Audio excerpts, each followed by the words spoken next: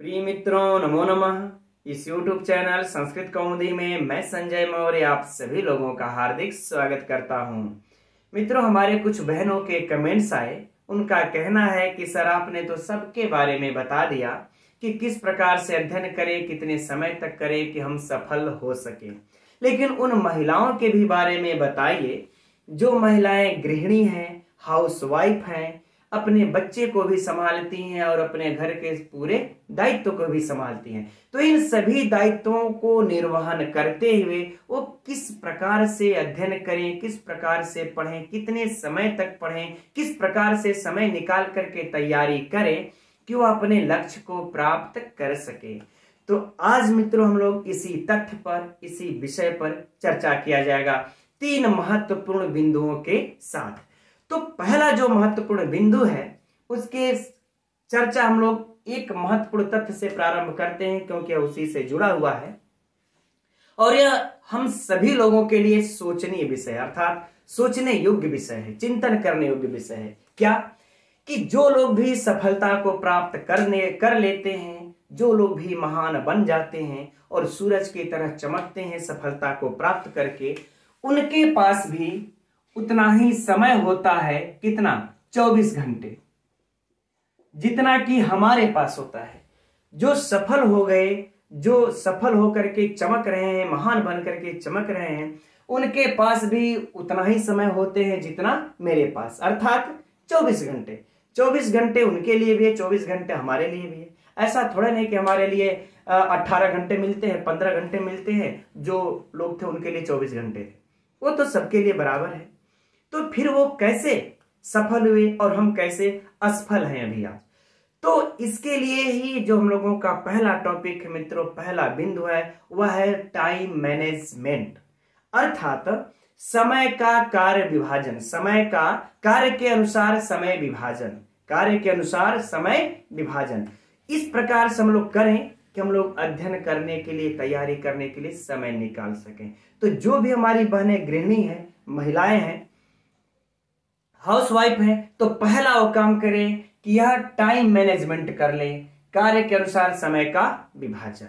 जैसे सोचिए, अब आप लोगों का, कुछ लोगों के भी कहना सर समय ही नहीं मिल पाता। अब ऐसे के लिए हम उदाहरण देते हैं कि कुछ हमारी बहनों का कहना है कि सर घर देखना, बर्तन धोना, खाना पकाना, सास ससुर की देखभाल करना, हम मानते हैं सारी चीजें हैं, है ना। और यह एक गृहस्थ जीवन में आने पर यह सब निभाने भी पड़ते हैं, लेकिन हम इसमें बीच में कहना है कि आप लोगों का समय नहीं निकलता। तो देखिए हम कैसे समय निकाल करके दिखाते हैं आप लोगों को। इन 24 घंटे में हम मानते हैं आप 6 घंटे रात में सोइए, है ना। 6 घंटे रात में सोएंगे, 1 घंटे दिन में भी सो लीजिए। हालांकि जब आप लक्ष्य में तरफ अग्रसर हो तो दिन में तो सोना छोड़ना पड़ेगा, लेकिन फिर भी हम मान लेते हैं आप काम करते थक गए, 1 घंटा आप सो लीजिए दिन में भी, अर्थात आपने 7 घंटे क्या ले लिया? नींद। यूं कह ले, नींद कह ले, आराम कह ले, 7 घंटे ले लिया। अब आपके पास इस 24 में, चलिए 7 घंटे तो ले लिया ना, अब आपके पास 24 में से 7 घंटे निकाल देंगे, बच जाएगा 14 घंटे। उन 14 घंटे में अब देखिए 2 घंटा सुबह, 2 घंटे दोपहर और 2 घंटे शाम। यह किस लिए है? सुबह का नाश्ता तैयार करना, दोपहर का भोजन तैयार करना और शाम का भी भोजन तैयार करना। हम 2-2 घंटे उसके लिए निकाल लें। हम समझते हैं अगर आप तैयारी कर रहे हैं, लक्ष्य की तरफ अपने अग्रसर हैं, तो किसी भी काम को हमको थोड़ा शीघ्रता से करना पड़ेगा।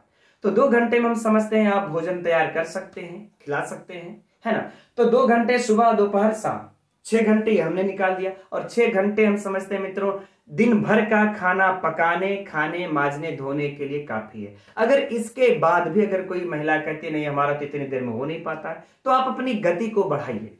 ठीक। अब इसके बाद मान लेते हैं अगर आपके पास बच्चे भी हैं, चाहे वो 1-2 साल का हो, चाहे वो बड़ा होगा तो कुछ कम, लेकिन अगर छोटा होगा तो हम 1 घंटा सुबह भी देखेंगे, दोपहर भी देखेंगे, शाम भी देखेंगे। चलिए हम 1 घंटा और रख देते हैं, है ना। हम लोग 1 घंटा और रख ले, 4 घंटे।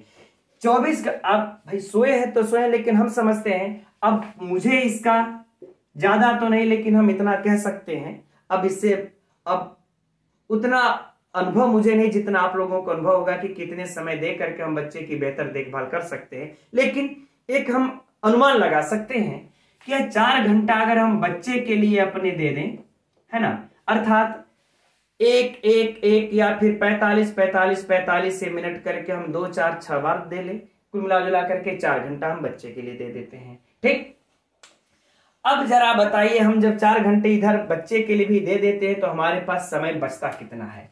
अब 24 में से यदि हम जोड़ लिया जाए तो 7 2 9 2 11 2 13, है ना, 13 4 कितना हो जाएगा, 13 4 17। अब यह 17 घंटा हमारा चला गया काम धाम करने में, 17 घंटा हमारा चला गया। अभी भी हमको बच कितने जाते हैं मित्रों, 24 में से जब हम 17 निकाल लेंगे तो ये 7 घंटा बचेगा, हमको बचेंगे ना 7 घंटे। अब ये 7 घंटे बचेंगे तो हम चलिए फिर भी 1 घंटा और छोड़ देते हैं, है ना, आप लोगों की और भी कार्य जैसे होंगे उसको भी 1 घंटा हम और छोड़ देते हैं। फिर भी हम लोगों के पास कितना बचा है मित्रों, 6 घंटे।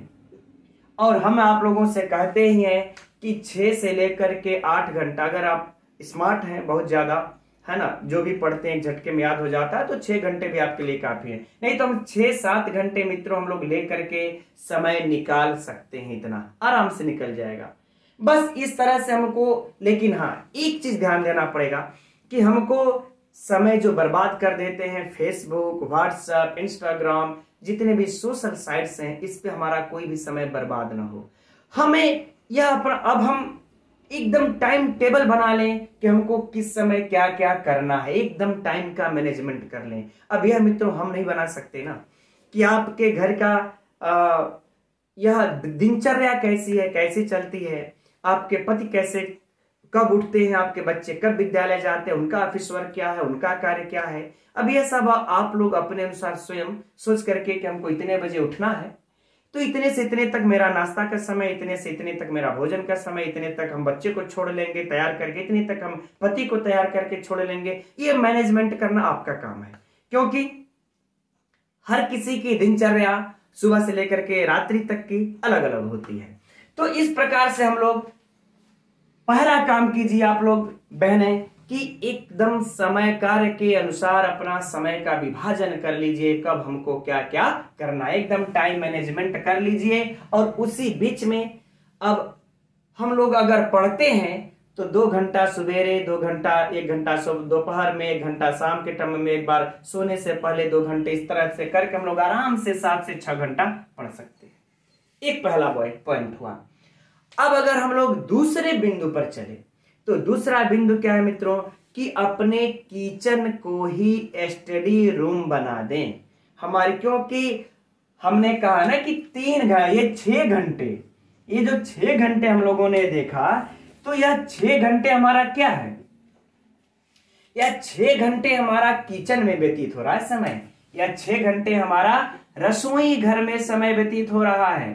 तो हम क्या करें, अपने इस रसोई घर को ही क्या बना लें, स्टडी रूम बना लें। अर्थात कि हम अपने दीवार पर जहां खाना बनाते हैं, सामने गैस है, यहीं पर हम इस तरह से खाना जब हम बनाते हैं, सामने गैस है, तो हम यही दीवार पर कुछ भी लिख करके चिपका दें, है ना, कुछ भी दीवार पर लिख करके चिपका दें। मोबाइल हो, टांगने की व्यवस्था कर लें हम, जहां पर हमारा ज्यादा देर तक हम खड़े रहते हैं, है ना, वहां पे मोबाइल टांगने इत्यादि की व्यवस्था कर ले। वीडियो लगा दिए हैं, चल रहा है, क्योंकि ऑनलाइन ही कोचिंग करते होंगे आप लोग, है ना, चाहे वो यूट्यूब के माध्यम से हो, चाहे किसी भी कोचिंग संस्थान से ऐप ले रखे होंगे, तो एकदम लगा दीजिए, चल रहे हैं। यद्यपि हम समझते हैं कि इस प्रकार से पूर्ण दिमाग में तो नहीं आएगा, लेकिन छोड़िए 10-20% तो आएगा ना, है ना, 10-20% तो आएगा ना, कुछ जहां पे कुछ नहीं।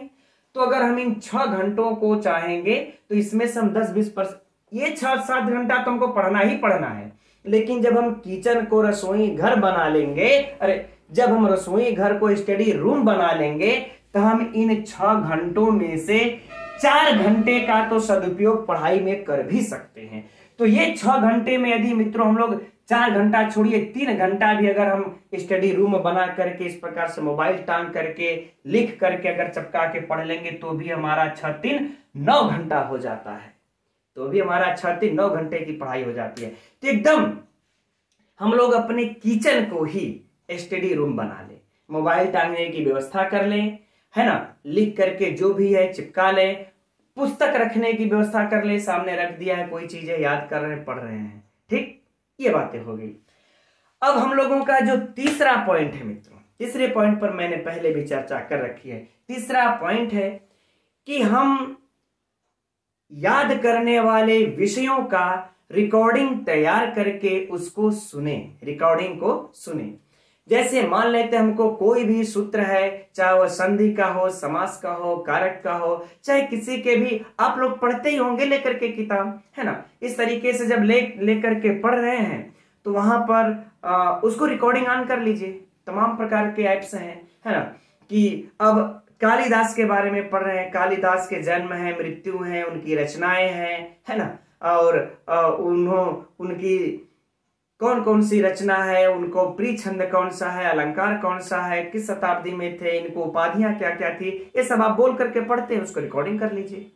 और फिर खाना बना रहे हैं, लगा लिए हैं ईयरफोन, हेडफोन, ब्लूटूथ, जो भी हो, आराम से मजे में सुन भी रहे हैं, उस पर ध्यान भी दे रहे हैं, हमारा खाने भी बन रहे हैं, है ना।